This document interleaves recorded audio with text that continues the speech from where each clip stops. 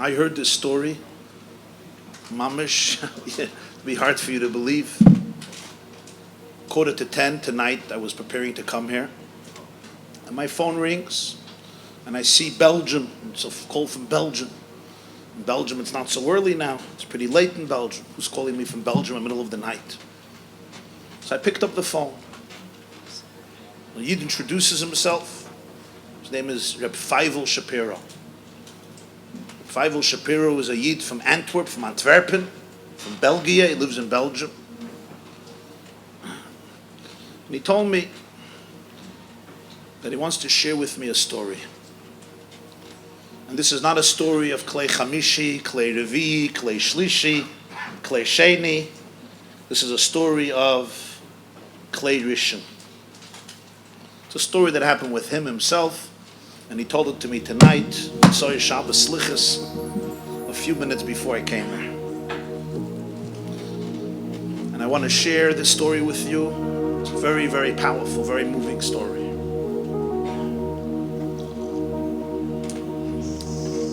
His mother, Rachel, came from a Satmar family. Satmar Chassidim, already back in Europe before the war.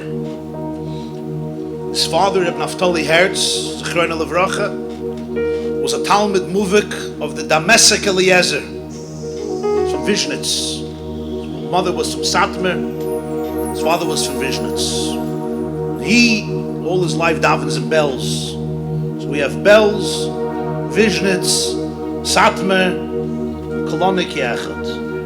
And I'm telling the story. I'm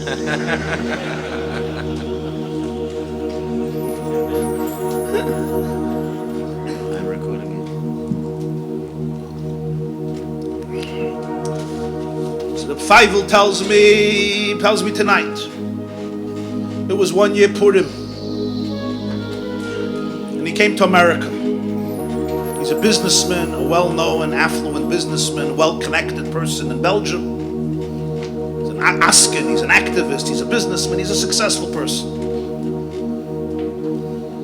He came here once to America, he was here Purim. This was in the 1970s, early 70s. And he decided to go see what's happening. He wanted to check out the Lubavitcher Rebbe. So he went to Brooklyn, to the Kronite section of Brooklyn. The Lubavitcher Rebbe would hold a Purim Farbrengen, a Purim gathering for many hours, every Purim night, Mitzvah Purim. He told me I was there. It was very, very long. He said, the Rebbe geret and verbracht, and it went on until late, the middle of the night, 2 in the morning, or 3 in the morning, 3:30 in the morning. It was very late. So the Rebbe finished, and he walked out from the big shul to go upstairs to his room, private office, and then probably go home. He says, by us the minig is, me get shulam tzadeben. You go and you give a shulam aleichem to the Lubavitcher Rebbe, to a Rebbe. So that's what I decided I want to do. I just want to go greet him, give him my hand. So as he was walking back to his room, I stood there on the path, 2 or 3 in the morning. He says, didn't remember the hour, but it was very late. And I stretched out my hand to give him Shalom Aleichem. He said there were 2 Gaboyim around. Didn't know their names, but 2 Gaboyim there.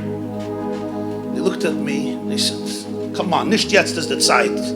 Nicht jetzt ist die Zeit zu geben Shalom zum Rebbe. Now is not the time to give your hand and start greeting the Rebbe, sitting a whole night. So I was new. He says, ich bin gewinn schockiert. I was taken aback, I was shocked. And I pulled back my hands. So he said, but the Rebbe noticed when I stretched out my hand, he noticed what happened. So the Rebbe stretched out his hand. And he took my hand. So I thought he'll give me shalom. And he wouldn't leave go. And he started to walk with me, holding my hand. He comes to his room, and he takes me into his room. He says, this was surprising. I didn't ask him anything. I didn't tell him anything. I just wanted to say Shalom Aleichem, Aleichem Shalom, 5 seconds. But it was near his room, so he was taking with my hand. He took me into the room. He closed the door. He said he himself took a seat, took another chair, put it by his desk, and he said, Zetz dich weg. Sit down. So I sat down. I didn't know what he wants, but I sat down. The Gaboyim at this point, there was nothing they can do. He went in, he closed the door. So the Rebbe opened the drawer, took out a key. And he went to one of his cabinets, a filing cabinet. And he opened up a drawer that was locked. He took out a piece of paper.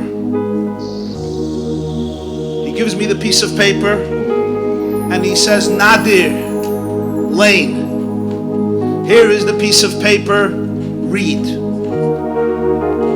So Reb Feivel tells me, he says, I start reading a letter that a lady wrote to the Lubavitcher Rebbe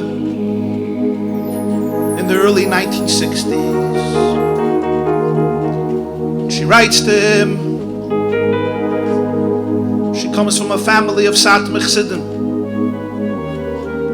Her husband was from Vishnitz. She was diagnosed with breast cancer. She's 36 years old. She has 12 children. The oldest one is 14. The youngest one is 1 year old. 12 children, 14 to 1. And the doctors are not optimistic about her chances to live. The cancer has spread. They say she doesn't have much time. She herself is ready to give up. She lived her life.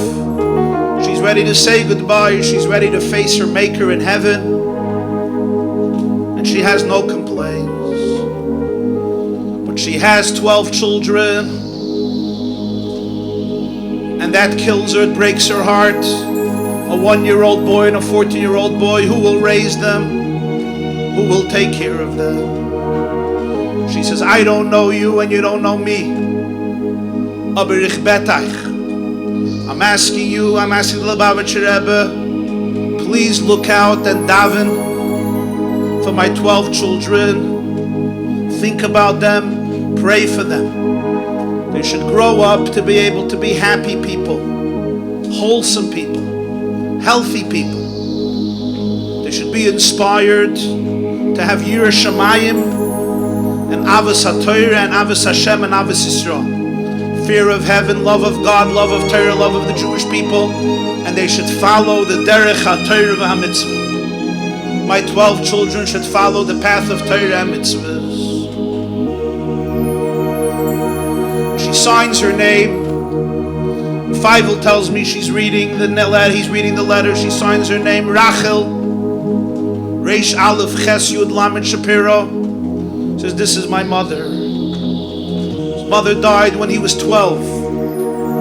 He was from the oldest in the family. His oldest brother was 14, he was 12. She left 7 boys and 5 girls. Pitzlach Kinder, Mamish Pitzlach, little ones. And now he's reading a letter in the handwriting of his mother that she wrote shortly before she passed away in the 60s. Tells me, so I'm sitting in the chair and I start crying. I start trembling. I didn't know of such a letter. I was overwhelmed from emotion. I was just weeping.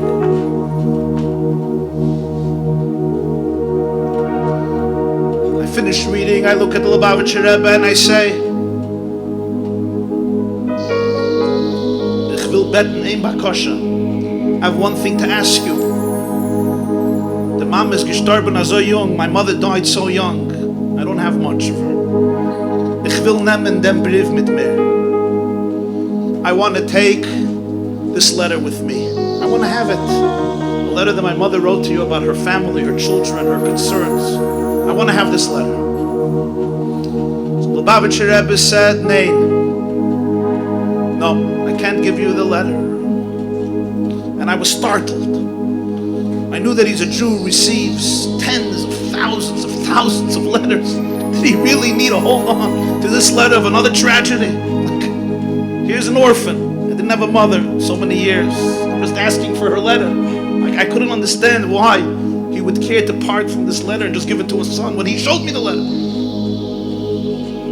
And he looked at me and he said, Jede Jahr gehe ich nicht darauf in Schul für Kol Nidrei. Eider ich lein de Mama's brief.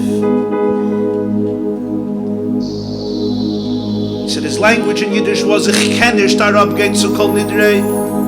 Für dem, was ich lein de Mama's brief. Every year Yom Kippur. I can't go down to Shul to daven Kol Nidrei Yom Kippur at night before I don't read your mother's letter. This letter has to stay here. Reb Feivel tells me the night after Purim, I stood up, trembling, I walked out of the room. Then he tells me, ich kann sich nicht meuchel sein. He says, Rabbi YY, ich kann sich nicht meuchel sein ad hayoim. I can't forgive myself till today why I didn't say Lubavitcher Rebbe. How in the world did you know who I am and that this was my mother? I came over to you after Purim, I gave you a hand. I can't forgive myself. Why didn't I ask him? How do you know it's me? Why did you take me into a room? How do you know to put the two together? I didn't even say my name. How did you know this? So I say, why didn't you ask him? Why didn't you ask him? He said, I was so overwhelmed from emotion. When he told this to me about Kol Nidrei, the first seeing the letter, and then when he told me, I was speechless. But then when I went down, I said, oh yeah, I should have asked him. So I said to Feivel, how did he know? How did he know? And why did your mother write him a letter? So I can't tell you how he know what I say. He says, I guess, et gesehen Sachen was andere sehen nicht. Saw things maybe that other people don't see. He looked at me, he saw. Then he says, what happened was as follows. He says, my father was a starke student of the Damascus Eliezer. But when he came to Antwerp, he wanted a Chassidish minyan, there was bells, he went to bells. He used to come to America a lot. He was a successful businessman. He was involved in Macy's and other things. And he used to go visit the Helike Divrei Yoel, the Satmar of Schisse Yogan Alayni. He said, I enjoy speaking to him. Satmarov said, as a Kliga Yid, it's a smart joint. He told me he would spend hours. A few times he went to him, he spent a few hours with the Satmar Rebbe. He says, I heard from my father. This is what he told me tonight.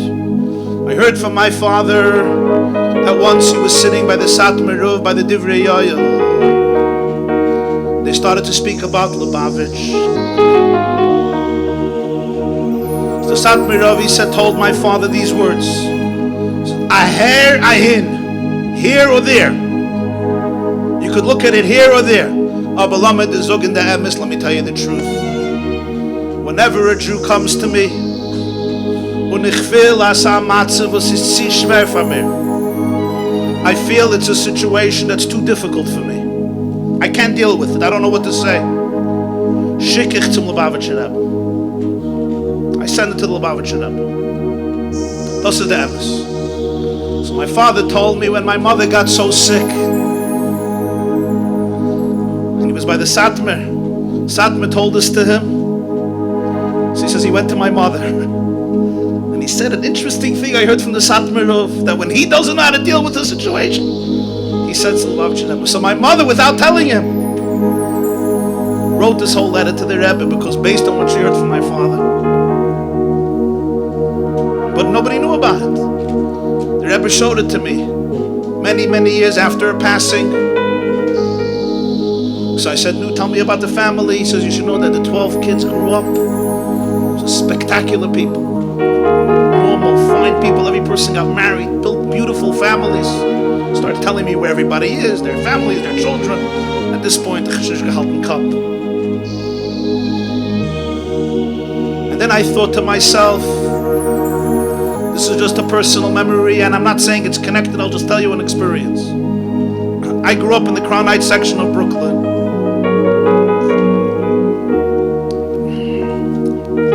Lubavitcher Rebbe didn't have children, as you know. Erev Yom Kippur is the Chaminik by Yidden that you bless your children.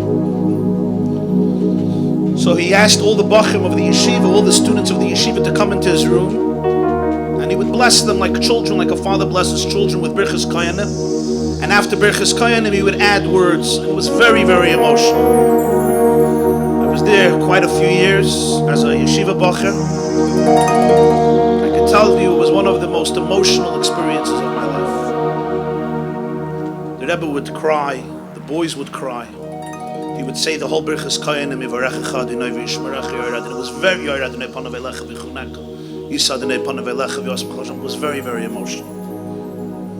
After he would finish the bracha to the two boys, he was ready in his kittel, in his talis, everything.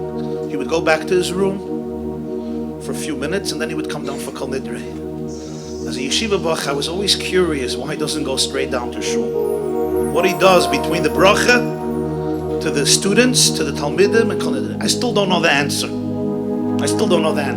when Feivel told me the story, I had a flashback of me asking myself, why is the Rebbe doesn't go straight? He was already coming out to the boys. Why did he just go straight down to shul? But he told them, I don't go down to shul before Kol Nidrei, before I read this letter. My mother is the youngest daughter of Rebbe. Oh wow. Not the whole story, just the story that we had a letter, whatever. Here you go. No, it's fine. For those of you who have doubts, a Yid just came over to me and he said, my mother is the youngest daughter of Rachel Shapiro. Und gib a cook of a tired young man, the Rebbe get gedavent. The Rebbe get gedavent for the. Watch the full class at theyeshiva.net.